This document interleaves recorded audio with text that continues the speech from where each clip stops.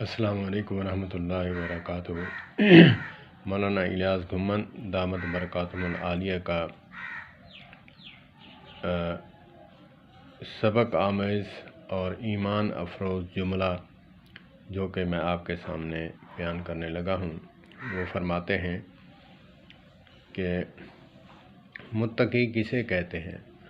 متقی اسے نہیں کہتے جو گناہ نہ کرے، متقی اسے کہتے ہیں جو گناہ نہ کرے، بالکل اسے کہتے ہیں، لیکن جو گناہ کر کے پھر توبہ کرے اور متقی بنے، وہ خدا سے ڈرا ہے تو توبہ کی ہے۔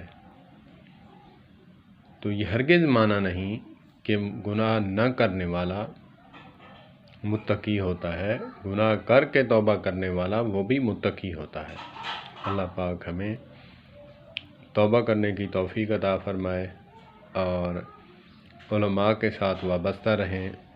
علماء انبیاء کے وارث ہیں، بلکہ نبی کے وارث ہیں، جس کا کلمہ ہم نے پڑھا ہے العلماء ورثۃ الانبیاء، حدیث پاک میں بھی ہے انبیاء کے وارث ہیں۔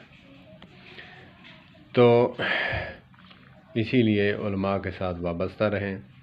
علماء سے وہ باتیں ملتی ہیں جو ہم نے کبھی سنی نہیں ہوتی، اور وہ باتیں ملتی ہیں جو قرآن و سنت کے ظاہری نصوص سے ہمیں نہیں پتہ چلتا، خالی ترجمہ پڑھنے سے ہمیں نہیں پتہ چلتا۔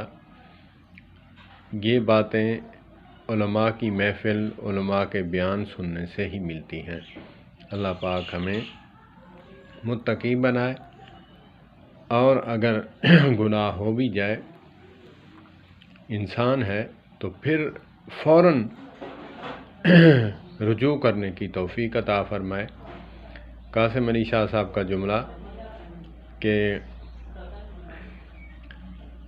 انسان گھڑیال کی طرح ہونا چاہیے، جو پرانے وقتوں میں ایک چمچے کی طرح جو ہے وہ ہلتا رہتا تھا، اور وہ دائیں بائیں ہلتا رہتا ہے، تو وسط پہ آ کے رکتا ضرور ہے۔